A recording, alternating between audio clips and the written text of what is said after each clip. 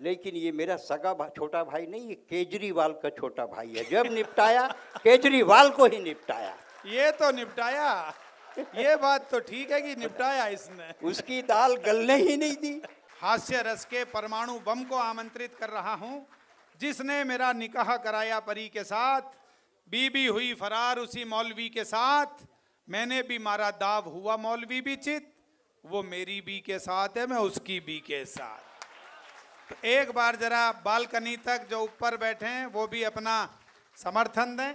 मैं आज के हास्य रत्न पद्मश्री सुरेंद्र दुबे जी को आमंत्रित कर रहा हूं, वो आए और आपको मुस्कुराहटों के आंगन में लेकर चलें। पद्मश्री सुरेंद्र दुबे जी।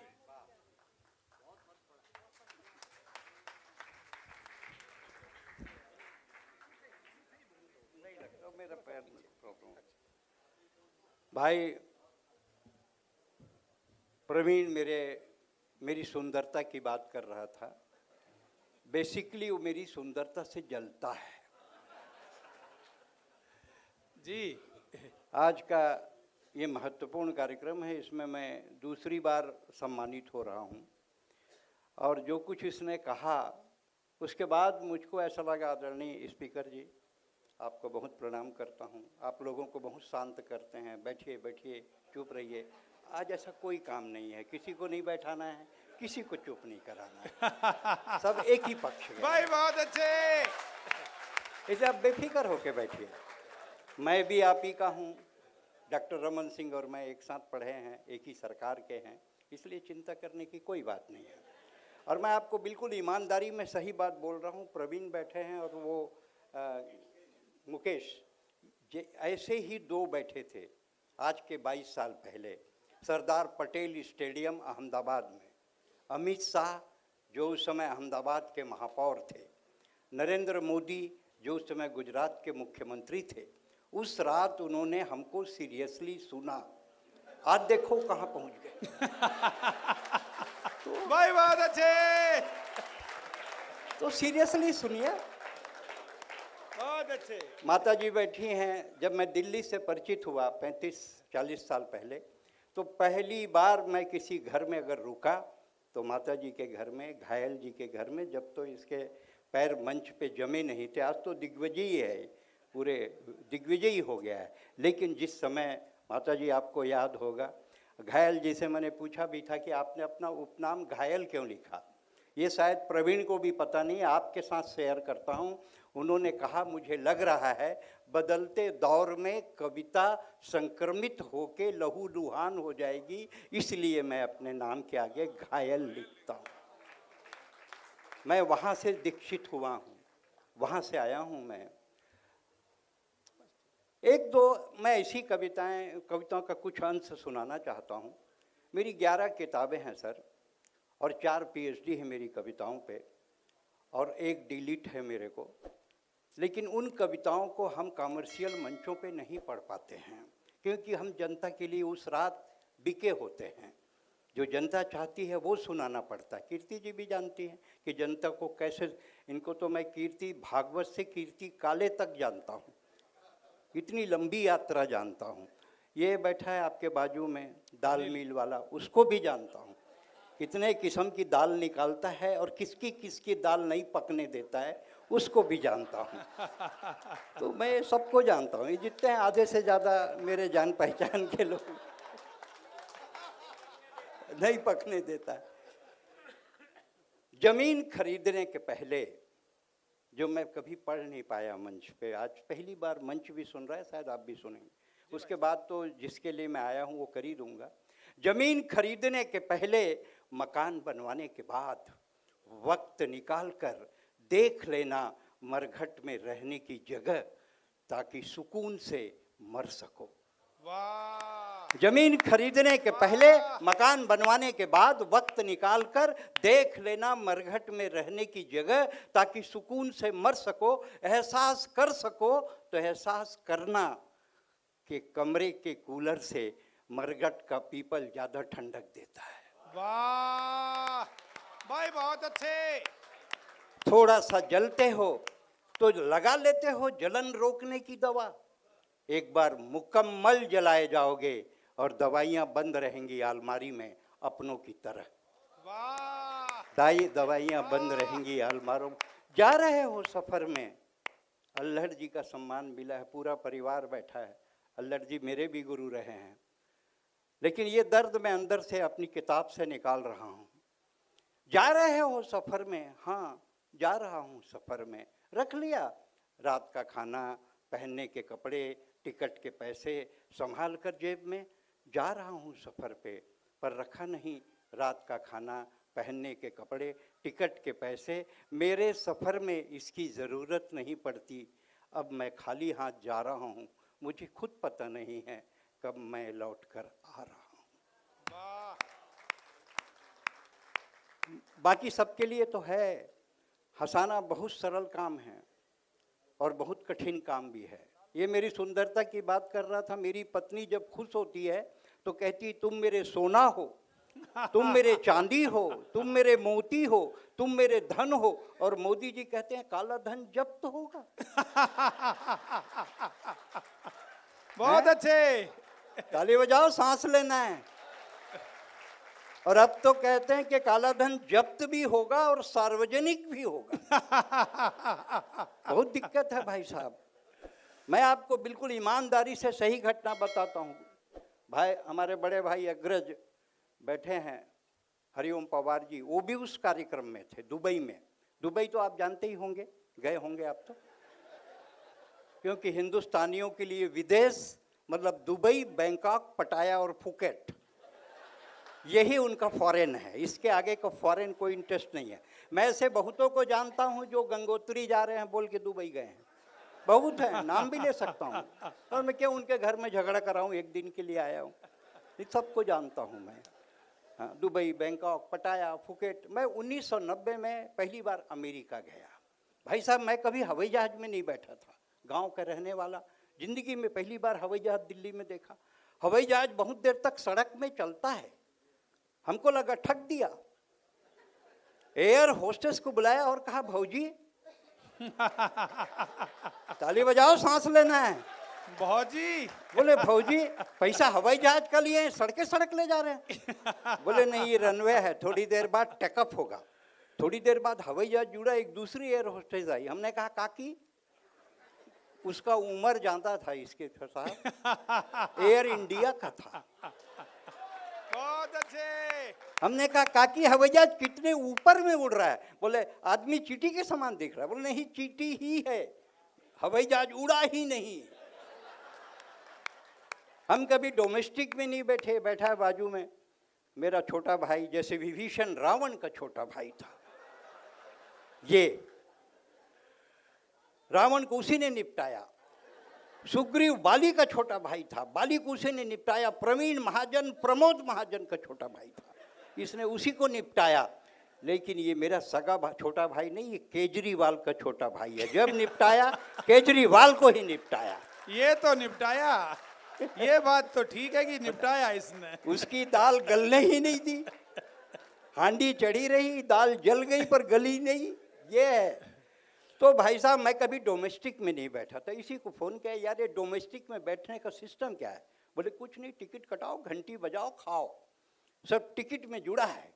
ऐसा बोलकर इंडिया में इंडिगो में बैठा दिया। थोड़ी देर बाद वो छिपकिली आ गई, एयर होस्टेस। बोली 1200। हम बोले, काहे का? वो तो बोलता है नहीं लगता करके अग्रवंशी। बोले, पानी का नहीं लगता, ये जो भंडारा खोले हो ना, इसका लगता है। बहुत अच्छे। उसके तरफ देखा तो लगा इसको कहूँ देखा है। मैं बोला, तुम रामप्यारी हो क्या? बोले, अरे आप तो पहचान लिए, हम तो आप ही के घर बर्तन मानते थे। तो यहाँ का काम है? बोले, डिजिग्नेशन चेंज हो गया है, काम तो वही है। हम बोले, रामप्यारी तुम्हारे साथ तो हमारे गांव का ट्रैक्टर चलाने वाला ड्राइवर भी भागा था ना, वही तो जहाज को चला रहा है। जरा तालियां उठा दीजिए एक बार। हाँ, कविता के लिए कठिन शब्द नहीं लगते हैं।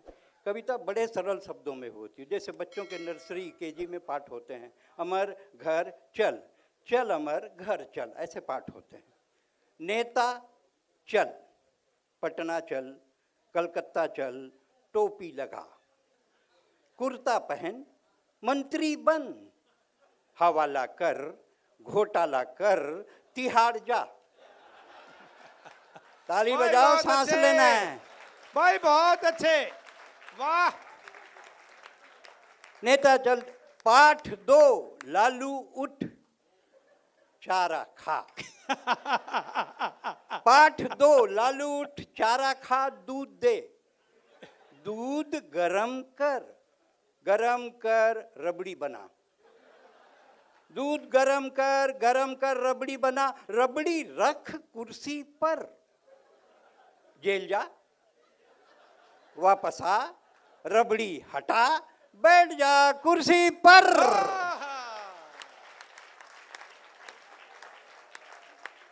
बहुत अच्छे, वाह। आपने मन से सुना। आज ये यज्ञ है जहाँ हो रहा है, और बार बार मेरी नज़र माता जी के तरफ जाती है। संजना भी आई है क्या? हाँ, संजना तक आशीर्वाद जाता है। इसकी बेटी भी MBBS कर चुकी। आज अगर घायल जी होते आई तो है, कितने, वो भी आई दादा है। के प्रोग्राम में आई है। बहुत आशीर्वाद मिलता, वो तो वहीं से दे रहे हैं आशीर्वाद। लेकिन दिक्कत ये है भाई साहब कि आपके पास टाइम नहीं है। थोड़ी देर में स्पीकर साहब बोलेंगे, मैं निकलूँगा, टाइम नहीं है। लेकिन हमारे यहाँ एक सिस्टम है भाई साहब, जो ना आता है दिया बत्ती करता है, एक कवि को सुनता है हम उसको 25 नंबर देते हैं, जो 2-3 कवि सुनता है उसको 50, और जो पूरा सुने उसको 100। और अभी तो चुनाव फिर होना है आपका तो 100 तो लगेंगे ही आपको। अब आपकी मर्जी है, ये तो हम इसलिए कह लेते हैं कि आप सह लेते हैं, और कोई बड़ी बात नहीं है। आइए, पूरे लोग बोलते हैं कि टाइम नहीं है, पढ़ दो। हाँ हाँ, बिल्कुल। इसी से पूछ के पढ़ूंगा। आज तो टाइम मेरी स्थिति नई बहू की है कि इसका पैर पढ़ ले, इसका पैर पढ़ ले, वही चल रहा है। इसी से पूछता हूँ प्रवीण से, बहुत पढ़ूं? अच्छी रचना, पढ़िए, पढ़ बहुत लो, अच्छा। टाइम नहीं है। जितने लोग बैठे हैं भाई साहब, दिन में एक बार बोलते हैं टाइम नहीं है। पूरा देश कहता है टाइम नहीं है, टाइम नहीं है, टाइम नहीं है, और हमारी आबादी 140 करोड़ हो गई। अध्यक्ष जी, मैं जानना चाहता हूँ, सदन में बैठे हैं आप, मैं आपसे बात करना चाहता हूँ। छत्तीसगढ़ से आया हूँ अध्यक्ष जी, जब किसी के पास टाइम नहीं है तो इस देश की आबादी 140 करोड़ क्यों हो रही है? टाइम नहीं है। हर कोई कहता है टाइम नहीं है, हमारी आबादी 140 करोड़ हो गई, टाइम नहीं है तो इतनी, तो टाइम मिल जाए तो कितनी। टाइम नहीं है। आप कभी छत्तीसगढ़ आए, आते ही रहते हैं आप तो छत्तीसगढ़ आए, कभी आप दुर्ग के सरोज पांडे ने शमशान घाट बनवाया है, उसको देखिए, इतना बढ़िया बनवाया है, देखो तो मरने का मन करता है। पूरे चबूतरे में ग्रेनाइट। ये मनवीर मधुर गया, बोले क्या चबूतरा है? मैं बोला ज्यादा पसंद है तो लेट जा। भाई बहुत अच्छे, क्या बात है। बोले आपकी बात सही है, पर मेरे पास, दोनों हाथ उठा के, मेरे पास टाइम नहीं है। जिसको देखो, बच्चा पैदा होते ही फेरैक्स, लैक्टोजेन, बोनीजान, ग्राइप वाटर, एब्डेक खाता पीता है, डायरेक्ट चलने लग जाता है। वाह। उसकी माँ कहती, मेरे बेटा, मेरे कान्हा, मेरे लाल, घुटनों के बल चल, थोड़ी बाल लीला कर। बच्चा कहता है, माँ तेरी बात सही है, पर मेरे पास टाइम नहीं है। जिसको देखो टाइम नहीं है। आजकल सड़क में लड़के लड़कियां चलते हैं, वो माँ बाप का नाम नहीं पूछते, मोबाइल का सीरीज पूछते हैं। तेरा कौन सा? S7। तेरा? मेरा भी S7। मैं पीछे से उनके ऊपर गिर गया, बोले हट 3210 नोकिया। हट 3210 नोकिया। मैंने कहा मैं 3210 नोकिया हूँ, मेरी खपत बहुत कम है, पर एक बार बैटरी को चार्ज करके देख, इस बैटरी में बहुत दम है। टाइम नहीं है, टाइम नहीं है, टाइम नहीं है। आप जिंदगी भर बोलिए टाइम नहीं है, लेकिन अगर कोई बेबस औरत सड़क पर इज्जत बचाने के लिए गुहार लगाए, कोई अंधा सड़क पार करने के लिए लाठी थमाए, कोई विदेशी सरहद पार करके हिंदुस्तान में घुस जाए और अगली बार फिर साहित्य प्रेमी मंडल अपने कवि सम्मेलन में आपको बुलाए, तो कभी मत कहिएगा मेरे पास टाइम नहीं है, टाइम नहीं है। जहाँ तेरा वजूद, यही से खत्म करूं। नहीं, बुफे की दावत सुना। बुफे की दावत। देखिए, एक बहुत लोकप्रिय कविता है, और वो मैं इसलिए भी सुनवाना चाहता हूं कि पिताजी की स्मृति में ये कार्यक्रम है और अल्हड़ जी का सम्मान आज दुबे जी को मिला है, तो उनकी पहचान की कविता है। अल्हड़ जी भी सुनते थे, अल्हड़ जी भी दुबे थे। हाँ। बुफे की दावत, हाँ। वो सुना दीजिए, उसी से समापन का व्यापार। टाइम नहीं है भाई साहब, जितने लोग बैठे हैं ये दिन में 20 बार बोलते हैं, टाइम नहीं है। पहले शादी ब्याह होते थे तो पंगत लगती थी, लोग प्यार से आग्रह से एक और जी मोजी, एक और लो जी भाई साहब, बुआ जी, फूफा जी, ये ले लो जो कचौड़ी। आजकल अब टाइम नहीं है भाई साहब, तंबू लगा देते हैं। शहरों तक तो ठीक है, लेकिन जब वो गांव में पहुंचता है ना, हमारे बस्तर में, मैं बस्तर से आया हूँ, छत्तीसगढ़ से आया हूँ, वहाँ गांव में जब बफे की जो दुर्गति होती है उसका ऑब्जर्वेशन रखता हूँ आपके सामने। हमें मिला एक दावतनामा, आज रात्रि को प्रीति भोज में आए, गिद्ध भोजन बफे सिस्टम, झपटे और खाएं। ताली बजाओ, सांस लेना है। गिद्ध भोजन बफे सिस्टम, झपटे और खाएं। बफे सिस्टम नहीं है, बफेलो सिस्टम से कम। सामने में बोर्ड लगा देते हैं, वेलकम। वेलकम। बफे सिस्टम नहीं है, बफेलो सिस्टम से कम। सामने में बोर्ड लगा देते हैं, वेलकम। जैसे ही टेबल पर खाना लगा, लोग खाने पे टूटे जैसे बंधे हुए जानवर छूटे। एक आदमी प्लेट में सलाद लिए टेबल के चारों तरफ घूम रहा था, तो दूसरा दुबला पतला मरियल दूर में खड़ा खड़ा हलवा सूंघ रहा था। हमने कहा भाई साहब टेबल के पास नहीं जाएंगे, अपने खाने के लिए कुछ नहीं लाएंगे?